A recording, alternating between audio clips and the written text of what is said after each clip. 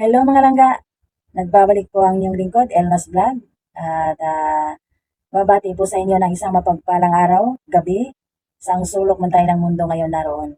Naway nasa mabuti po kayong kalagayan at gabayan po tayo ng ating Diyos Ama.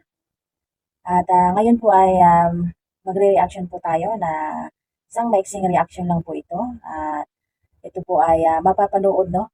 Yung nire-reactionan ko na video, mapapanood po ito sa channel ni Kalinga Prab, no? Panood natin to ng buo. At ayan po, syempre bago ang lahat, suportahan din po natin ang ating ama ng Kalingap, no? Na si Kuya Val Santos Matubang, Ate Edna Vlogs, Kalinga Prab, syempre, suportahan po natin yan. Ganun na rin po sa mga Kalingap reactors, sa mga charity vloggers ng Kalingap, yung maliliit pa na mga vloggers na suportahan din po natin sila. At pag tayo po manonood ng kanilang mga video, huwag po natin i-skip ang kanilang mga ads para sa ganun po na paraan ay makakatulong din po tayo sa kanilang mga tinutulungan.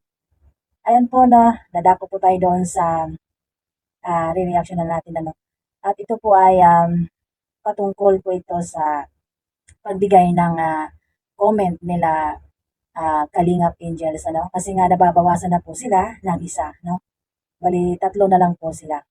Kaya syempre nalulungkot din po sila at nanghihinayang, no, sasamahan nila kasi nakita po natin na napaka-close po nila talaga, no, nilang apat.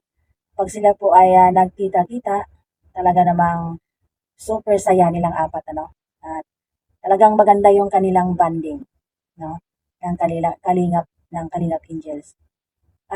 Asia, biglang pagpakaw niya rin ang ayaw niya biglang mapunta. Nakakalungkot po.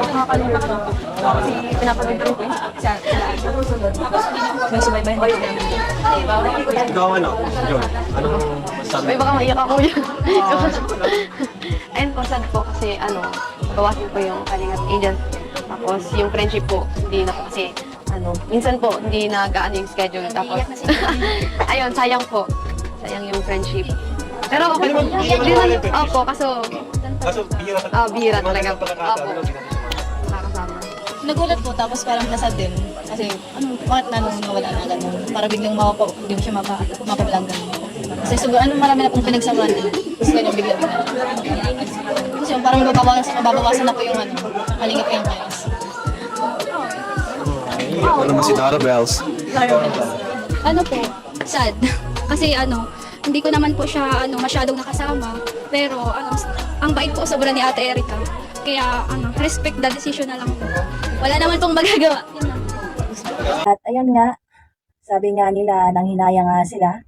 At ayun, nag-uusap pa rin daw po sila pero bihira na lang kasi siguro talagang busy nga talaga si Erica sa kanyang schedule, no?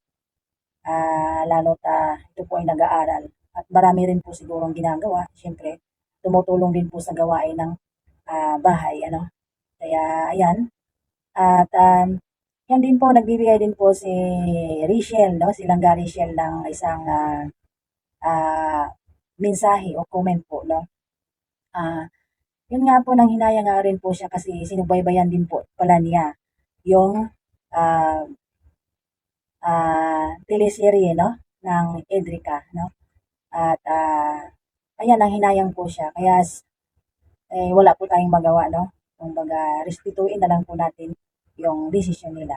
Pero, ayan po, marami rin pong mga, sumubaybay o sumuporta sa Edrica na talaga namang hanggang ngayon ay umaasa pa rin sila na sana magbigay o magpaliwanag si Erica, no? Kung bakit at sabihin niya talaga kung ano yung dahilan kung bakit ayaw na niyang magpa-vlog, At ayun nga, isa rin yun sa dahilan niya yung pag-aaral niya. At siguro may malalim pa talaga na dahilan. So, ayan, abangan na lang po natin mga langga kung malay natin baka sa sunod na araw ay haharap po si Erica, no? At sabihin po niya kung ano talaga yung tunay na dahilan. Ating maiksing reaction naway suportaan din ninyo ako, Elmas Vlog. At ayan, bago lang po ako akong kalingap reactors at hindi naman po tayo kagalingan pero ayan po ay pagsikapan natin. Ayan, maraming salamat po at mag-ingat po tayong lahat. God bless us all and I love you all. Bye.